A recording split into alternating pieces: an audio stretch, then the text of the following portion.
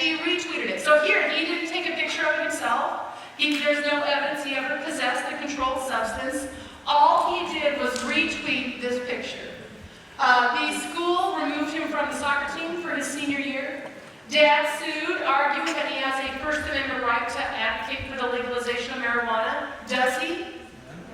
Yes, he does have the right to advocate for the legalization of marijuana. Does he have the right to be on the soccer team? No. And that's what the court said. Court said, yeah, you can lobby for pot to be legalized to your heart's content. The school does not have to let you play soccer. Last thing I'll say about activities. This is a great, do you guys, so are you down with the Scott Frost phenomenon? What do you think? I don't know. I'm thinking maybe we only win 5 games. You think I'm crazy? 6? 7? You guys are smoking crack, no way. This quote from Scott Frost this summer, I just think is just a phenomenal way to drive home the point I'm trying to make here. Coach Frost says, I'll tell you this right now, if there's anything negative about women, if there's anything racial or about sexuality, if there's anything about guns or anything like that, we're just not going to recruit you, period. Quick footnote. Do you have a First Amendment right to tweet about women, race, sexuality, and guns? Do you have a right to say that? No. Do you have a right to play football at the University of Nebraska? No, and that's what Scott Frost is saying. Piece of advice for you. What you put on social media, that's your resume to the world. That's what you're trying to tell the world you're all about. That's how you're advertising yourself. Be smart with that stuff. Even if they only win 5 games, this is good advice. Yes? Yes. Awesome. So those are examples of school-based consequences for activities. Now I want to talk about suspensions and expulsions. I know it's still funny. It's a little dated, but then. I've told you this for every time I've come here. In the state of Nebraska, we are permitted to short-term suspend you, long-term suspend you, or expel you if you engage in misconduct that could be perceived of as bullying or a violation of Nebraska law. Here's the point I really want to make to you guys this year with the laptops being rolled out. The statute says that we can long-term suspend you. We can keep you out of school for up to 19 days. Or we can expel you, kick you out of school for the rest of the semester, if you engage in misconduct on school grounds, in a school vehicle, or at a school activity. If you stand up on this stage right here and say, Karen Hasse is a weirdo with bad hair, can you get in trouble at school for that?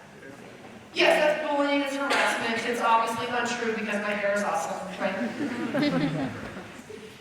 If you use your school computer to put that exact same statement on Twitter, understand, anything you do on a school computer, it's just like you're standing on the stage to say it, okay? So anything you use that computer for is considered on school grounds or at a school activity. What are the consequences? Again, loss of district technology use and loss of extracurricular privileges are the easy things for me to give. Short-term suspension is up to 5 days out of school. Long-term suspension is up to 19 days out of school. And in Nebraska, expulsion is for 1 semester for this kind of stuff. Have you guys heard about this case from a year and a half ago in Grand Island? These are middle school students that are using a social media app called AskFM. Have any of you heard of Ask? It's really old. I'm actually surprised that middle schoolers in Grand Island are using it, but whatever, they were. In 16, 17 at least they were. So a girl goes on AskFM and she says, tomorrow gonna be hella fire, she has the fire emoji, be there for rinse school. The very next comment under this post, a kid writes, don't show up to school tomorrow, and he posts the gun emoji.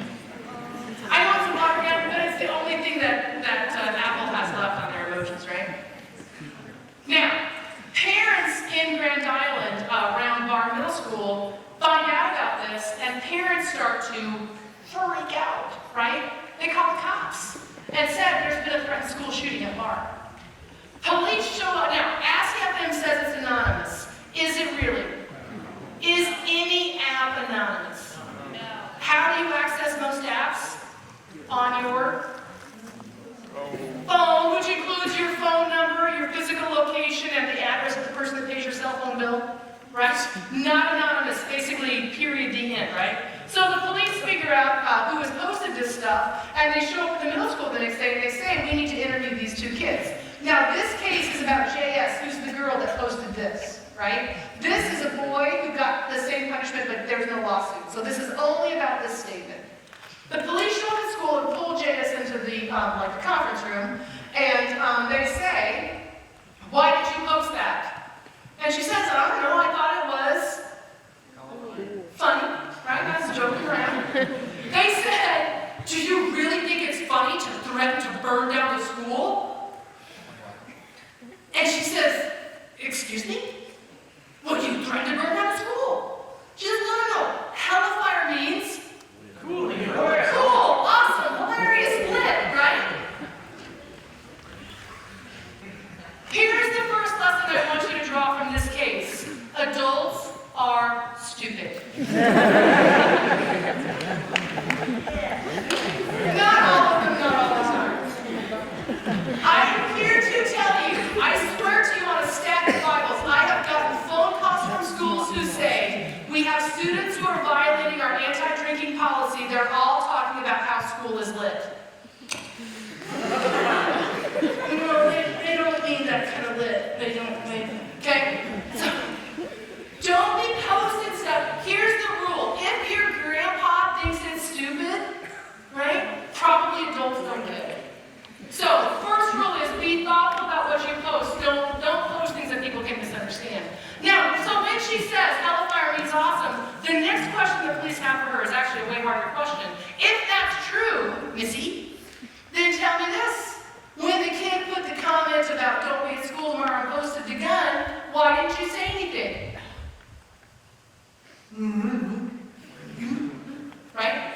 That's the second lesson I want you to take from this case. If you posted something and someone takes it in a completely different direction than you intended it to, whether that's to make it threatening or to make it unkind or whatever, if they don't have the same meaning that you originally intended, the obligation is on you to say something. Say something to the person who posted it, say something to the person who it's about, say something to an adult, or delete your post altogether, right? But you are held responsible for what other people say about your post. This girl was suspended from school for 15 days. Parents thought that was way too harsh. They appealed, they sued the school in district court. District court said, nope, school wins. They appealed that decision to the Nebraska Supreme Court. Nebraska Supreme Court dismissed the appeal. Courts have said repeatedly that schools are entitled to take whatever action they need to take to make sure that people are safe at school. You know the mass freak out about school shootings right now, yes? The judges in this state are going to support schools. I do not enjoy kicking kids out of school. I don't. Please don't post anything like this because there's very little I can do to save you because the judges in this state, they are adamant that we have to keep kids safe. And they're right. This case, oh God, this one is stupid times a million. So this is a student secretary and Instagram account, and there's only about 10 other kids that have access to it. Most of the posts on this account are hideously ugly and racist. One of the things they are talking about is a KKK starter pack, and they have pictures of like sheets and torches and stuff like that. They have a picture, an old historical picture of a white man beating an African-American slave. They have pictures of African-American staff members and students that go to their school, and they have drawn nooses around their necks. Is this the kind of stuff that I'm going to think is funny? No, right? So, only 10 students have access, but of course, people start talking around the school because they're talking about it. Word gets out that this account exists. Then the kids are like, oh crap, we're going to get in trouble, so they delete the account. But of course, someone has kept screenshots. The school found out about it, expels the kid who created the account, which we 100% would do in Nebraska. And every kid who liked any post on an Instagram account, those kids were also disciplined. Some of them with short-term suspensions, some of them with long-term suspensions. One kid that had liked every single post was also expelled. Those kids sued. Now, trick question. In America, do you have the right to be a fan of the KKK? You do. You do. I I find it abhorrent. I will mock you, right? But you have a right under the First Amendment to support racist things. I don't think that's a good idea, but that right exists under the First Amendment. Can the school punish you for posting racist stuff about your classmates? Yes. Oh, stink pot, that's my fault. Sorry. Don't tell Mr. McDivitt, I will try. The court said liking the post, hitting like under the KKK starter pack, broadcast the user's expression of agreement, approval, or enjoyment of the post. Doing that about students of color who are your peers at school creates a hostile environment at school.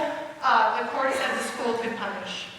There's a nexus between Instagram accounts and the school. The posts were about school staff, students, and activities. It reasonably forecasts that there could be conflict at school. The students were found to be properly disciplined. So don't do this stuff.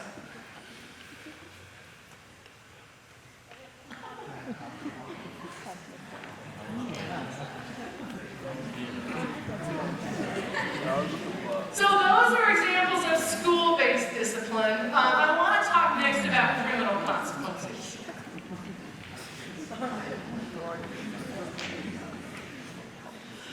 I see high school kids getting in trouble with criminal consequences in really 3 different areas, and I want to talk about each one of them. The first way I see kids getting in trouble is under the Terroristic Threat Statute. I've talked to you guys about this before. A terroristic threat is when any individual threatens to commit a crime of violence, either intending to scare someone, intending to cause the evacuation of a public building, or acting in reckless disregard that you could cause such terror. Does the person to whom you are speaking have to be afraid for you to be charged with a terroristic threat?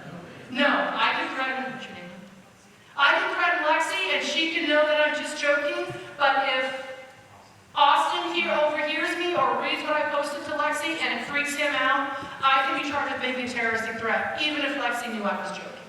Class 3A felony, punishable by up to 3 years in prison for a minor per threat. That means if I Snapchat Lexi 3 different times and Austin sees each one of them, how many potential years in prison is that? Thank you very much. This is a case that we had in this December of 2016 from the Neely Oakdale school system. Middle school boy posts onto Snapchat that he's going to make Columbine look like an effing joke. Should you ever make Columbine jokes as a student? Should you ever? Right, you shouldn't make it, period. Good point. This is like standing in the TSA line at the airport and making a joke about having a bomb in your pocket. Do the TSA agents think that's funny? No, they're going to strip search you, right? So this kid says, I'm going to make Columbine look like an effing joke. School sees it. School calls and says, what should we do? We don't think he actually has a gun. But, people are starting to freak out, and we're like, you call the cops, man, there's nothing else to do. So the school calls the cops. The police show up. The Antelope County Sheriff shows up with their SWAT team, including a helicopter. They're busting out of this big black SUV with their black, uniforms, and they say police on SWAT on the back. They go running into the school with their weapons drawn.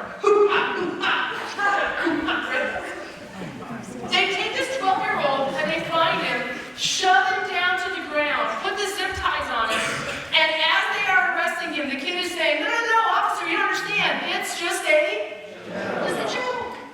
They hot-foot the kid down to the Antelope County Sheriff's Office. Now, in a lot of communities, if you get arrested before you get bail posted, you have to appear before a judge, right? But judges aren't in every town all the time, and the Antelope County judge circulates. He's like in Plainview one day, he's in Norfolk sometimes. So there's not a judge in Neely on the day this kid is arrested, so he's housed in the county jail overnight until the judge comes the next day. Judge appears with the kid in front of him, and the judge's like, okay, son, I'm going to talk to you in a minute. And he turns to the sheriff and he says to the sheriff, did you really pull your weapon on a 12-year-old boy, put him in handcuffs, and lodge him in the jail overnight? Is that what I understand happened here? And the sheriff says to the judge, I did, Your Honor, and here's why. 12 years old is old enough to know right from wrong. And I think that's a great point, right? I do not want to disrespect you guys by assuming that you don't know any better. I think you think it's funny sometimes when adults don't think things are funny, but if a 12-year-old knows right from wrong, certainly high school kids know that this stuff is not okay, right? This kid ended up doing pretrial diversion. He's on probation until he's 18, not permitted to own a cell phone or have any social media accounts until he's 21, and he has to submit to random drug tests, which kind of makes me laugh because there's no evidence he was using, but that's just a judge that's mad, right, and is imposing consequences. This statute has just been passed. No one has been charged under this statute yet, but I'm worried about this statute for you guys. Here's why. Intimidation by telephone is when you call or send an electronic communication with the intent to intimidate, threaten, or harass, and you use any obscene language in that communication, you threaten to inflict physical or mental injury, or you're attempting to get money.